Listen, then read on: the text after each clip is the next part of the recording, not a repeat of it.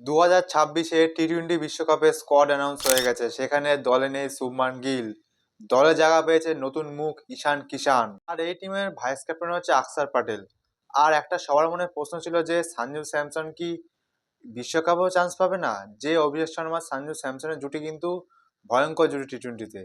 আর শুভমান গিল যদি vice captain হতো এই দলে, তাহলে কিন্তু সঞ্জু স্যামসনের খেলা খুব চাপ হয়ে যেত। এখন সঞ্জু স্যামসন, আশা রাখছি 2026-এর টি-টোয়েন্টি বিশ্বকাপ সঞ্জু স্যামসনই ওপেন করতে দেখা যাবে অভিষেক শর্মার সাথে। টি-টোয়েন্টি বিশ্বকাপের জন্য কিন্তু বেশি দিন বাকি নেই, আর মাত্র 1.5 মাস। 7 তারিখ থেকে শুরু হচ্ছে টি-টোয়েন্টি বিশ্বকাপ। 7 তারিখে প্রথম ম্যাচ পাকিস্তান বনাম নেদারল্যান্ড, সেটা হবে শ্রীলঙ্কায় এসএসসি স্টেডিয়ামে সকাল 11টা থেকে।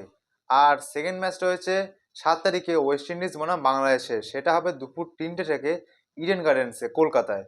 আর 3 নম্বর ম্যাচ হচ্ছে ভারত বনাম ইউএসএ, সেটা সন্ধ্যা 7টা থেকে দেখা যাবে, সেটা হবে মুম্বাইতে ওয়ানখেড়ে স্টেডিয়ামে।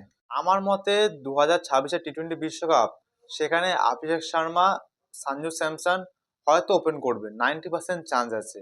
এখন 10% চান্স আছে সঞ্জু স্যামসনের ভাগ্যের উপর। যেমনটা হয়, ঈশান কিষান ভালো পারফরমেন্স দিয়ে যে সদ্য ঘটে যাওয়া শহীদ মুস্তাফিজ তবে আমার মনে হচ্ছে ঈশান কিষানকে ব্যাকআপ উইকেট কিপার করবে, আর সঞ্জু স্যামসনই পার্মানেন্ট খেলবে। কারণ ডানহাতি বাহাতিটাই বেশি প্রেফার করে গৌতম গম্ভীর। তারপর 3-এ হয়তো তিলক বর্মা খেলবে পার্মানেন্ট, 4-এ হয়তো সূর্যকুমার যাদব, 5-এ হার্দিক পান্ডিয়া, 6-এ হয়তো শিবম ডুবে, 7-এ আকসার প্যাটেল, তারপর 8-এ জাসপ্রীত বুমরা, 9-এ অর্শদীপ সিং, 10-এ পারুণ চক্রবর্তী, আর 11-এ কুলদীপ যাদব। টি-টোয়েন্টি বিশ্বকাপের প্লেয়ারদের কারেন্ট ফর্মের কথা বলে সেখানে কিন্তু হার্দিক পান্ডিয়া, সঞ্জু স্যামসন, অভিষেক শর্মা যথেষ্ট ভালো ফর্মে আছে। কিন্তু অভিষেক শর্মা আর শুভমান গিল যখন ওপেন করতো এশিয়া কাপে আমরা দেখেছি, সেখানে কিন্তু অভিষেক শর্মা একদিক থেকে প্রেশার ক্রিয়েট করতো, আর একদিক থেকে পুরোপুরি ফ্লপ। আশা রাখছি 2026-এ বিশ্বকাপ আসে, সেখানে সঞ্জু স্যামসনের সাথে অভিষেক শর্মা একটা ভয়ঙ্কর ডুও দেখা যাবে। গৌতম গম্ভীর আর কত খেলাবে শুভমান গিল, কত আর প্রায়োরিটি দেবে?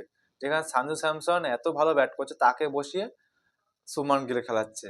শুভমান গিলে যখন চোট লাগলো তখন সঞ্জু স্যামসন খেললো, তারপর সেই একটুখানি সুযোগে সঞ্জু স্যামসন কামাল করে দিল। যদি সঞ্জু স্যামসন কালকে অত রান না করতো, 33 রান না করতো, তাহলে 0 না আউট হয়তো কোনো ক্রমে, তাহলে হয়তো সঞ্জু স্যামসনকে দেখা যেত আজকে ড্রপ করে দিয়েছে। যাই হোক, আপনার কি মনে হয় ভারত কি টি-টোয়েন্টি বিশ্বকাপ জিততে পারে? কমেন্টে অবশ্যই জানাবেন। আর এই দলটা কেমন হয়েছে সেটাও কমেন্টে অবশ্যই জানাবেন।